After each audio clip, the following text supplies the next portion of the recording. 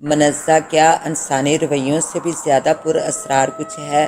کیا انسان خود پرت دار پرت خوفناک جاندار نہیں؟ ہر پرت کے نیچے ایک نیا چہرہ چھپا ہوتا ہے۔ تم میری یہ کہانی پر اسرار نمبر میں ہی شائع کرو۔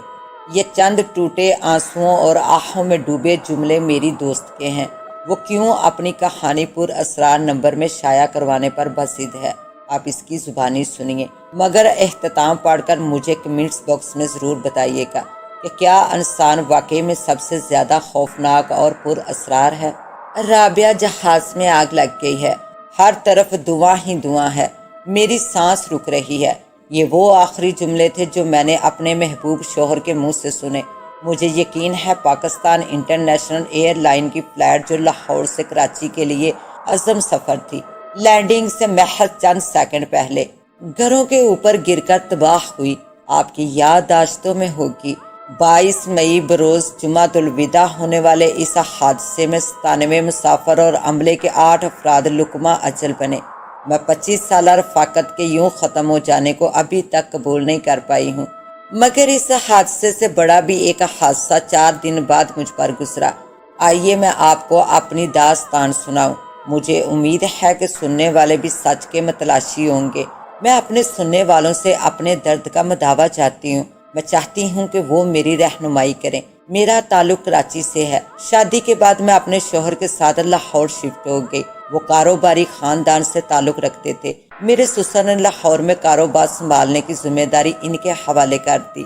ہماری شادی والدین کی پسند سے تھی، لہٰذا میں ریحان کے مزاج سے آگاہ نہیں تھی۔ پہلی بار والدین سے دور ہو رہی تھی، اس لیے میں بہت زیادہ رنجیدہ تھی، مگر برے ہوئے سسرال سے نکل کر جب ریحان کے ساتھ اکیلے وقت گزارنے کا موقع ملا تو پتہ چلا وہ تو ہیرا انسان ہے، نہایت نرم اور غریبوں کی مدد کرنے والے۔ ان سے کوئی بھی مدد مانگتا تو وہ یہ بھی نہیں دیکھتے کہ وہ واقعی میں ضرورت مند ہے بھی یا نہیں، یوں ہی ان کی نرم دلی کا فائدہ اٹھا رہا ہے، وہ مدد کر دیا کرتے۔ میں نے کئی بار ان سے کہا معلومات تو کیا کریں، تو وہ ہنس کر بولے، ارے بیگم، اللہ نے بہت دیا ہے اور یقیناً اسی لیے دیا ہے کہ میں دوسروں کی مدد کرتا رہوں۔ اور میں اس نیک انسان کے چہرے کی چمک دیکھتی ہی رہ گئی۔ اللہ نے مجھے 2 بیٹوں سے نوازا، وہ تو ریحان کی جان تھے۔ وہ ایسے باپ اور شوہر تھے جن کے لیے مائیں جولیاں اٹھا اٹھا کر دعائیں کرتی ہیں کہ ایسا دماد ان کو ملے۔ میری زندگی بہت مطمئن تھی، محبت کرنے والا شوہر، اولاد، روپیہ، پیسہ، اللہ نے سب کچھ عطا کیا، کوئی کمی نہیں تھی۔ زندگی نہایت خوش و خرم گزر رہی تھی۔ میں اور ریحان نہر کے کنارے لمبی واک کیا کرتے۔ سرد شاموں میں جب لوگ اپنے گھروں میں ہیٹر کے سامنے بیٹھے ہوتے، ہم دونوں دیوانے باہر گھوم رہے ہوتے۔ آج بھی میرے کانوں میں رابعہ تم بہت حسین ہو کی سرگوشیاں گونجتی ہیں۔ ہم دونوں نے زندگی کے دکھ اور سکھ ساتھ مل کر جھیلے۔ خاندان کے لوگ اور ملنے ملانے والے ہماری مثالیں دیا کرتے تھے۔ سچ ہی کہا ہے کسی نے، اچھا وقت بہت تیز رفتاری سے گزر جاتا ہے، گزر تو برا وقت بھی جاتا ہے، مگر اپنے نشان ضرور چھوڑ جاتا ہے۔ بیٹیاں بڑی ہو گئی، اب مجھے اور ریحان کو ان کی شادی کی فکر تھی، پھر ایک کے بعد دوسری بھی خیر سے اپنے گھر کی ہو گئی۔ میں نے اور ریحان نے اللہ کا شکریہ ادا کیا کہ اس نے ہمیں بطور والدین سرخرو کیا۔ ہر والدین کی یہی خواہش ہوتی ہے کہ بچے اچھی تعلیم حاصل کریں اور اپنی زندگیوں میں خوش و خرم رہیں۔ میری بیٹیاں اپنے گھروں میں بہت خوش تھی۔ میں اور ریحان اب پھر ایک دوسرے کو بہت وقت دینے لگے تھے۔ سچ کہا کسی نے، بڑھاپے میں جتنی میاں بیوی کو ایک دوسرے کی ضرورت ہوتی ہے، شاید جوانی میں اتنی نہیں ہوتی۔ ہم بھی اب شام کی چائے ساتھ پیتے۔ ریحان کو تو شوق نہیں تھا، مگر میں زبردستی انہیں اپنے ساتھ لگا کر چھٹی والے دن گارڈنگ کرتی، قریبی نرسری سے جا کر موسمی پھول پودے خریدتی۔ بچیاں آ جاتی تو خوب چہل پہل ہو جاتی۔ رابعہ، مجھے آفس کے ضروری کام سے 3-4 دن کے لیے دبئی جانا ہے، تم اکیلی پریشان تو نہیں ہوگی؟ ایک دن صبح ناشتے پر ریحان نے مجھے بتایا۔ اتنی اچانک میں نے چونک کر انہیں دیکھا۔ اچانک تو نہیں رابعہ، بس میں ہی ٹال رہا تھا، مگر اب جانا ضروری ہے، انہوں نے مسکراتے ہوئے کہا۔ اس بار میں بھی چلوں آپ کے ساتھ؟ میں نے ان کی آنکھوں میں جھانکتے ہوئے کہا۔ پتہ نہیں کیوں مجھے اس بار ان کا جانا اچھا نہیں لگ رہا تھا۔ حالانکہ ریحان اکثر و بیشتر کام کے سلسلے میں سفر کرتے رہتے تھے۔ یار میں نے تو کچھ اور سوچا تھا، میں سوچ رہا تھا کہ ہم اس بار عید کراچی میں کریں، تمہارے والدین کے ساتھ میں واپسی پر کراچی آ جاؤں گا۔ اور میں ان کی اس بات پر ایک دم خوش ہو گئی۔ بہت عرصہ ہوا تھا امی ابا سے ملے، دونوں بہت بوڑھے ہو گئے تھے اور سفر نہیں کر سکتے تھے، ورنہ میں انہیں اپنے پاس لے آتی۔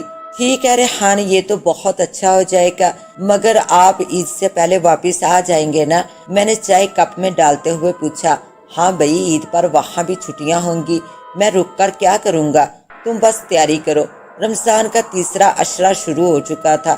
میں نے اپنی تیاری مکمل کی اور کراچی روانہ ہو گئی۔ ریحان کی اگلے دن کی فلائٹ تھی۔ وہ جمعرات کا دن تھا۔ صبح ریحان نے مجھے کال کی، رابعہ میں لاہور پہنچ رہا ہوں اور کل لاہور سے کراچی کی فلائٹ لے لوں گا۔ ریحان، گھر سے نکلتے وقت مالی کو خاص ہدایت کر دیجیے گا کہ پودوں کا خیال رکھے، اور وہ ہنس پڑے۔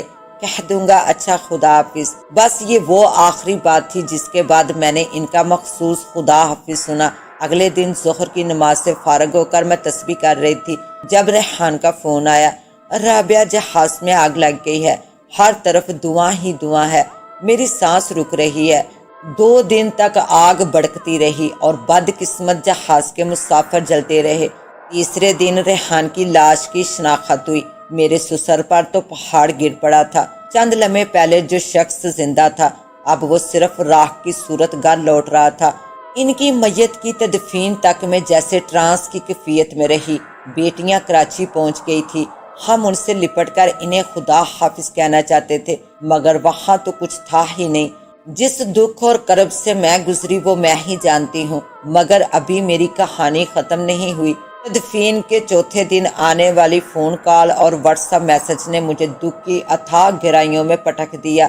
بہت دیر سے میرا سیل فون بج رہا تھا اور میں سن دماغ کے ساتھ بیٹھی خلاؤں میں نہ جانے کیا تلاش کر رہی تھی، جب میری بیٹی نے فون اٹھا کر مجھے دیا۔ ماما، فون ہے آپ کا۔ دوسری طرف سے جو کہا گیا وہ کاش میں نے نہ سنا ہوتا۔ میرا نام زارا ریحان ہے، میں آپ کے شوہر کی بیوی ہوں اور جلد آپ سے ملنے آؤں گی۔ نکاح کی تصویریں اور نکاح نامہ آپ کو واٹس ایپ کر دیا ہے، دیکھ لیجئے۔ 25 سالہ رفاقت لمحوں میں آگ کے شعلوں کی نظر ہو گئی۔ اتنا بڑا دھوکہ کیوں ریحان؟ آپ نے ایسا کیوں کیا؟ مجھ سے بے وفائی کرتے ہوئے آپ نے ذرا بھی نہیں سوچا۔ میں اتنی زور سے چیخی کہ میری آواز پھٹ گئی اور میں چکرا کر زمین پر گر گئی۔ وہ کہانی تو الگ ہے کہ تصویروں اور نکاح نامے کی تصدیق کیسے کی گئی۔ انہوں نے جو لاکھوں کروڑوں اس عورت پر نشاور کیے جس کا تعلق اس علاقے سے تھا جہاں شریف مرد بھی جاتے ہوئے گھبراتے ہیں، مجھے اس بات کا دکھ نہیں۔ ان کا پیسہ تھا، وہ جہاں چاہتے خرچ کرتے، مگر میرے دل میں جو پھانس ان کی بے وفائی سے چبھی ہے وہ شاید میری موت کے ساتھ ہی نکلے۔ کتنے مہینے گزر گئے، میں عدت کے بعد لاہور لوٹ آئی۔ وہ گھر جس کو میں نے اور ریحان نے مل کر سجایا تھا بائیں بائیں کرتا ہے، کبھی لون میں، کبھی ٹیرس پر، کبھی کمرے میں اپنی مخصوص کرسی پر مجھے ریحان بیٹھے محسوس ہوتے ہیں۔ ایسا لگتا ہے کہ وہ مجھ سے کچھ کہنا چاہتے ہیں مگر کہتے کچھ نہیں۔ میں پہلے سے زیادہ عبادت میں وقت گزارتی ہوں، مگر دل ریحان کو معاف کرنے کو نہیں چاہتا۔ وہ داستان بھی الگ ہے جو میں نے اور بچیوں نے اس عورت کے ہاتھوں جھیلا اور اب تک جھیل رہی ہوں۔ روز نئی کہانی، روز نیا ڈرامہ۔ ہم لوگ اپنے جاننے والوں میں تماشا بن گئے ہیں۔ ریحان، آپ نے اچھا نہیں کیا۔ میری وفاؤں کا صلہ یہ نہیں ہونا چاہیے تھا۔ میں آپ کو کبھی معاف نہیں کروں گی۔ آپ لوگوں نے میری کربناک داستان سنی، بتائیے مجھے کیا کرنا چاہیے؟ کیا مجھے ریحان کو معاف کر دینا چاہیے؟ کیا زندگی کے 25 سال دینے کے بعد بھی میں اس قابل نہ تھی کہ وہ اپنی زندگی کے اتنے بڑے فیصلے سے مجھے آگاہ کرتے؟ کم سے کم میں آنے والے حالات کے لیے خود کو اور بچیوں کو تو ذہنی طور پر تیار رکھتی۔ غیر انسانی مخلوق ہمیں اس لیے پر اسرار لگتی ہے کیونکہ وہ ہمیں نظر نہیں آتی۔ وہ شکلیں بدل کر ہمیں دھوکہ بھی دیتی ہے اور بعض اوقات جان بھی لے لیتی ہے۔ تو انسان جو نظر کچھ آئے اور نکلے کچھ، جس کے پر اسرار رویے جیتے جی ہمیں مار ڈالیں، کیا ایسے رویوں کو پر اسرار نمبر میں جگہ نہیں ملنی چاہیے تھی؟ ہمیشہ شیاطین اور جنات ہی برے نہیں ہوتے، بعض اوقات انسان ان سے زیادہ خطرناک اور پر اسرار ہوتا ہے۔ کیا آپ میری اس بات سے اتفاق رکھتے ہیں؟ اپنی رائے کمنٹس باکس میں ضرور دیجیے گا۔